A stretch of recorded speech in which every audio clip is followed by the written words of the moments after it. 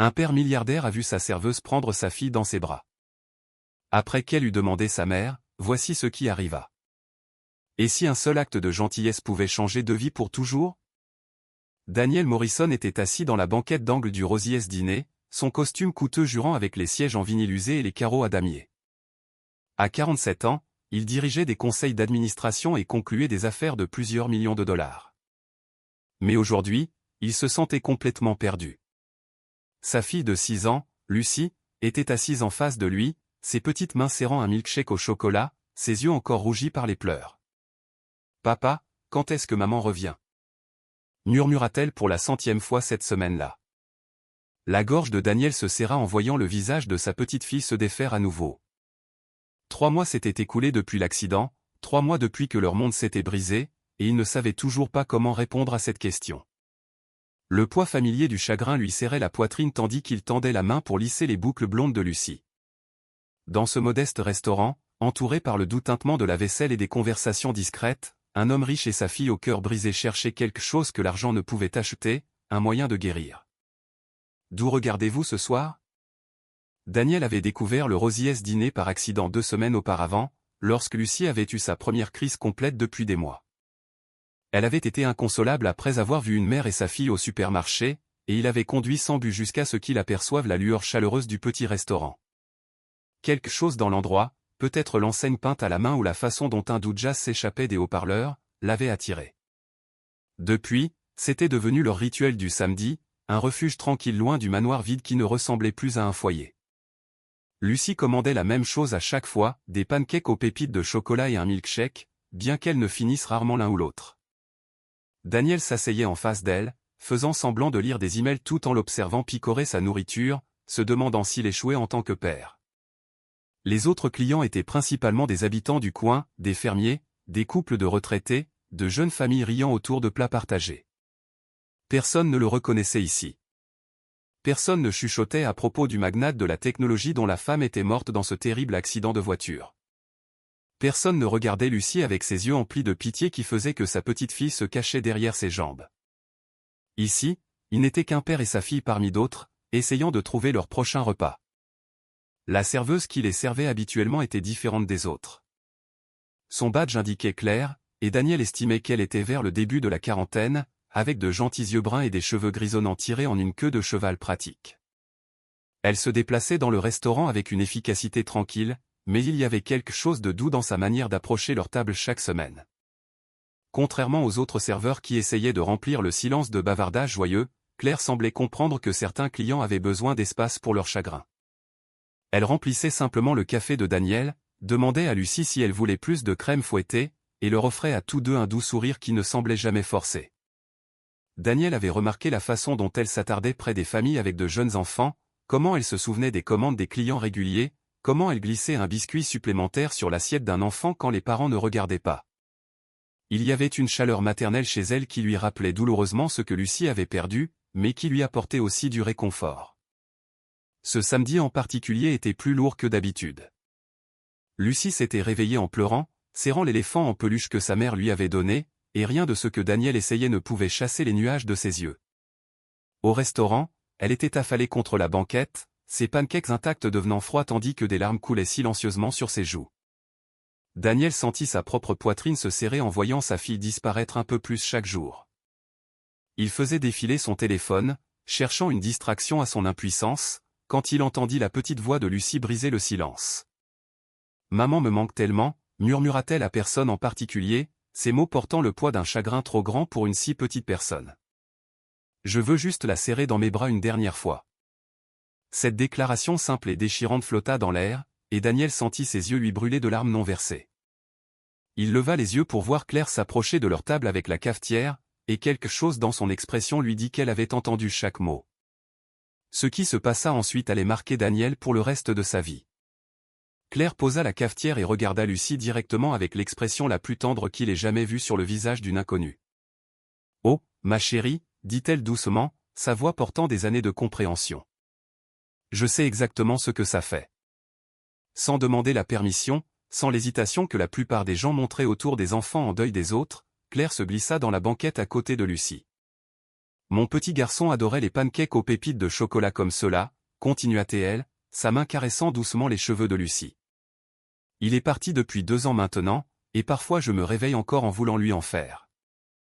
Lucie leva les yeux vers Claire avec des yeux écarquillés et surpris, comme si elle ne pouvait pas croire que quelqu'un d'autre comprenait sa douleur. « Il te manque tous les jours ?» demanda Lucie dans un murmure. « Chaque jour, » répondit Claire honnêtement. « Mais tu sais ce que j'ai appris ? L'amour ne disparaît pas juste parce qu'ils ne sont plus là. Il reste juste ici. » Elle plaça sa main sur le cœur de Lucie. « Et parfois, quand nous en avons vraiment besoin, nous pouvons les sentir nous envoyer des câlins à travers d'autres personnes. » Avant que Daniel ne puisse pleinement réaliser ce qui se passait, Lucie s'était jetée dans les bras de Claire, son petit corps libérant enfin les sanglots qu'elle avait retenus pendant des semaines. Daniel regarda avec stupéfaction cette femme, cette quasi-inconnue, tenir sa fille avec le genre de tendresse intuitive qu'il avait désespérément essayé de lui offrir. Claire n'essaya pas d'arrêter les larmes de Lucie ni d'offrir de vaines réassurances. Elle la tenait simplement, se balançant légèrement, murmurant des mots doux que Daniel ne pouvait pas tout à fait entendre, mais qu'il pouvait sentir dans ses os. Pour la première fois depuis des mois, les pleurs de Lucie ne sonnaient pas creux ou désespérés. Ils sonnaient comme une guérison. D'autres clients avaient remarqué la scène, mais au lieu de fixer, ils détournèrent respectueusement le regard, donnant au moment l'intimité qu'il méritait. Daniel sentit ses propres yeux se remplir de larmes en regardant sa fille s'accrocher à cette femme ange qui avait en quelque sorte su exactement ce dont elle avait besoin. Lorsque Lucie se retira enfin, son visage était bouffi mais d'une certaine manière plus lumineux, comme si un poids avait été soulevé de ses petites épaules. « Veux-tu être mon ami ?» demanda Lucie à Claire avec la franchise innocente que seuls les enfants possèdent. « Je serais honorée, » répondit Claire. Et Daniel vit quelque chose changer sur leurs 2 visages, une connexion qui transcendait la tragédie qui les avait menés à ce moment. Au fil des semaines, les visites du samedi au Rosiers dîner devinrent le point culminant de la semaine de Lucie. Et si Daniel était honnête, de la sienne aussi. Claire prenait toujours quelques minutes supplémentaires à leur table, partageant des histoires sur son fils Michael, qui aurait eu 8 ans maintenant, juste 2 ans de plus que Lucie. Elle leur raconta son amour pour les dinosaures, ses blagues terribles, sa façon de fredonner en coloriant. En retour, Lucie commença à partager des souvenirs de sa mère, comment elle tressait les cheveux de Lucie chaque matin, comment elle chantait des berceuses en espagnol, comment elle faisait les meilleurs croque-monsieur du monde. Daniel se retrouva à parler aussi, partageant des histoires qu'il n'avait pu raconter à personne d'autre, des histoires sur le rire de sa femme, ses tentatives de cuisine désastreuses, la façon dont elle pouvait rendre n'importe quelle pièce comme un foyer. Claire écoutait tout cela avec la compréhension patiente de quelqu'un qui avait parcouru le même chemin sombre et retrouvé la lumière. Un samedi, Claire ne vint pas à leur table. Une autre serveuse, beaucoup plus jeune et visiblement nerveuse de servir l'homme bien habillé et sa fille, leur dit que Claire faisait face à une urgence familiale. Le visage de Lucie s'assombrit immédiatement, et Daniel sentit un pincement d'inquiétude inattendu pour cette femme qui était devenue une partie si importante de leur guérison. Ce soir-là, il se retrouva à appeler le restaurant, chose qu'il n'avait jamais faite auparavant. Le gérant, un homme bourru mais gentil nommé Pete, expliqua que la mère de Claire avait subi un AVC et était aux soins intensifs. Claire était à l'hôpital depuis 3 jours d'affilée, refusant de quitter le chevet de sa mère. Daniel raccrocha le téléphone et regarda Lucie, qui coloriait à la table de la cuisine, fredonnant doucement pour la première fois depuis la mort de sa mère. Cette femme leur avait tant donné, les avait aidés à retrouver quelque chose qui ressemblait au bonheur, et maintenant elle affrontait sa propre crise seule. Le lendemain matin, Daniel fit quelque chose qui le surprit lui-même. Il installa Lucie dans sa voiture et se rendit à l'hôpital, s'arrêtant d'abord chez un fleuriste puis dans un magasin de jouets où Lucie choisit soigneusement un lapin en peluche pour Claire parce qu'elle aussi avait besoin de câlins. À l'hôpital, ils trouvèrent Claire dans la salle d'attente des soins intensifs, portant toujours son uniforme de serveuse d'il y a plusieurs jours, ses yeux rouges d'épuisement et d'inquiétude. Quand elle les vit, son visage se défit de surprise et de soulagement. « Qu'est-ce que vous faites ici ?» demanda-t-elle, et Daniel réalisa qu'il n'avait pas de réponse parfaite, sauf que c'était la bonne chose à faire. « Tu as été là pour nous, » dit-il simplement. « Maintenant, nous voulons être là pour toi. » Lucie grimpa immédiatement sur les genoux de Claire et lui tendit le lapin en peluche. « C'est pour quand tu as peur, » annonça-t-elle avec la sagesse pragmatique d'une enfant qui avait appris trop jeune que la vie pouvait être effrayante et imprévisible. Pendant la semaine suivante, Daniel se retrouva à restructurer tout son emploi du temps autour des visites à l'hôpital. Il déposait Lucie à l'école, gérait ses affaires les plus urgentes depuis la cafétéria de l'hôpital, puis récupérait Lucie et revenait s'asseoir avec Claire. Il lui apportait du café, de vrais repas au lieu de collations de distributeurs automatiques. Et surtout, il lui apportait le même réconfort qu'elle leur avait donné, la simple présence de gens qui se souciaient d'elle. Lucie se blottissait contre Claire et bavardait de sa journée, de ses dessins, de ses rêves, remplissant la chambre d'hôpital stérile du genre de vie et d'espoir auquel la mère de Claire s'accrochait. Daniel observa le visage de Claire pendant ses visites, vit comment le rire de Lucie semblait atténuer les lignes d'inquiétude autour de ses yeux, comment elle tenait la main de sa fille comme une encre dans la tempête d'incertitude. Lorsque la mère de Claire ouvrit enfin les yeux après 9 jours de coma, la première chose qu'elle vit fut le visage de sa fille, illuminé par des larmes de soulagement, et 2 visiteurs qu'elle ne reconnaissait pas, mais qui tenaient les mains de Claire comme de la famille. « Qui sont tes amis » demanda-t-elle faiblement, et Claire regarda Daniel et Lucie avec une telle gratitude qu'il sentit sa poitrine se serrer d'émotion. « C'est ma famille » dit simplement Claire. Et Daniel réalisa que quelque part au milieu du chagrin partagé et des pancakes du samedi matin, ils étaient en effet devenus comme une famille. Lucie bondit avec excitation, racontant à la mère de Claire le restaurant, les pancakes aux pépites de chocolat, et comment Claire donnait les meilleurs câlins du monde. La femme plus âgée sourit, serrant la main de sa fille, et Daniel vit dans ses yeux la même douce force qui l'avait attiré vers Claire au départ. 2 mois plus tard, un samedi matin ensoleillé, Daniel était assis à leur banquette habituelle au Rosiers Dîner, regardant Lucie apprendre à la mère de Claire à fabriquer un avion en papier à partir d'une serviette. La mère de Claire, Rosa, s'était merveilleusement rétablie et insista pour visiter le restaurant où sa fille travaillait, voulant rencontrer les personnes qui étaient devenues si importantes pour Claire pendant la période la plus sombre de leur vie. Lucie s'était immédiatement attachée à Rosa, enchantée par ses berceuses espagnoles et ses histoires sur son enfance au Mexique. Les mêmes histoires que la femme de Daniel racontait. Le cercle se sentait complet d'une manière inattendue. 4 personnes qui s'étaient trouvées à travers la perte et avaient choisi de construire quelque chose de beau à partir des débris. Claire approcha de leur table avec une nouvelle cafetière et un sourire qui atteignait ses yeux. Le genre de sourire dont Daniel se souvenait d'avant l'accident, quand le bonheur venait facilement et que le monde semblait sûr. « J'ai des nouvelles » dit-elle, posant la cafetière et se glissant dans la banquette à côté de Lucie, qui s'appuya immédiatement contre elle avec l'affection décontractée d'une enfant qui avait trouvé une autre personne à qui faire entièrement confiance. « J'ai pensé à reprendre mes études, peut-être pour devenir infirmière. Je veux aider d'autres familles comme vous m'avez aidé. Rappelez-vous que la gentillesse existe toujours dans le monde. » Daniel sentit sa gorge se serrer de fierté pour cette femme incroyable qui avait en quelque sorte trouvé la force de transformer sa douleur en un but. Lucie frappa des mains avec enthousiasme, faisant déjà des projets pour rendre visite à Claire à l'école d'infirmière pour l'aider à étudier, pour être sa pom-pom girl officielle. Alors qu'il se préparait à partir ce jour-là, Rosa pressa un petit paquet emballé dans les mains de Daniel. « Pour Lucie » dit-elle avec un sourire entendu, de la part de son Abuela Rosa.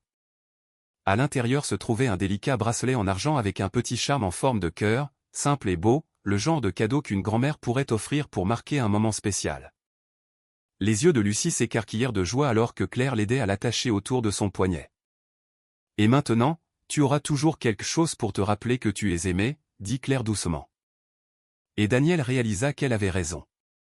Cette petite fille qui avait tant perdu avait en quelque sorte retrouvé l'amour dans l'endroit le plus inattendu avec les personnes les plus inattendues. En sortant du Rosiers Dîner cet après-midi-là, la main de Lucie chaude dans la sienne, Daniel réfléchit à la façon dont leur vie avait changé de manière spectaculaire depuis ce premier samedi désespéré où ils avaient franchi ses portes. Ils étaient venus chercher rien de plus qu'un endroit tranquille pour manger, 2 personnes brisées essayant de comprendre comment continuer. Au lieu de cela, ils avaient trouvé Claire, dont la propre peine de cœur l'avait en quelque sorte préparé à les aider à guérir la leur. Ils avaient découvert que la famille n'est pas toujours une question de sang. Parfois, il s'agit des personnes qui choisissent de t'aimer à travers tes moments les plus sombres, qui te serrent dans leurs bras quand tu pleures, qui célèbrent tes petites victoires comme si elles étaient les leurs. 6 mois plus tard, Daniel était debout à l'arrière d'une petite église, regardant Claire traverser une scène improvisée pour recevoir sa lettre d'acceptation à l'école d'infirmière. Lucie était assise au premier rang à côté de Rosa, toutes 2 acclamant assez fort pour gêner Claire et la faire rire en même temps. C'était leur nouvelle normalité, dîner du samedi au restaurant, session de devoirs à la table de cuisine de Daniel, faites passer ensemble comme la famille qu'ils avaient choisi de devenir. Lucie manquait toujours sa mère, probablement toujours, mais elle ne portait plus ce chagrin seule. Elle avait la présence stable de Claire, la sagesse douce de Rosa, et la connaissance inébranlable que l'amour ne se termine pas. Il trouve juste de nouvelles façons de grandir. Ce soir-là, alors qu'ils célébraient avec des pancakes aux pépites de chocolat pour le dîner, les protestations horrifiées de Rosa concernant une alimentation adéquate complètement ignorée, Lucie regarda autour de la table les visages qui étaient devenus son monde. « Je pense que maman aimerait notre famille », annonça-t-elle avec la certitude que seuls les enfants possèdent. Daniel sentit les larmes menacées à nouveau, mais c'étaient des larmes différentes, des larmes de gratitude, de guérison, d'espoir. « Je pense qu'elle l'aimerait aussi, ma chérie », acquiesça-t-il, levant sa tasse de café pour porter un toast aux moments ordinaires extraordinaires qui les avaient tous réunis. Claire leva sa tasse aussi. Rosa fit de même avec son thé, et Lucie gloussa en levant son verre de lait bien haut. « Aux familles qui se trouvent, dit Claire doucement. Et ils burent tous à cette belle vérité.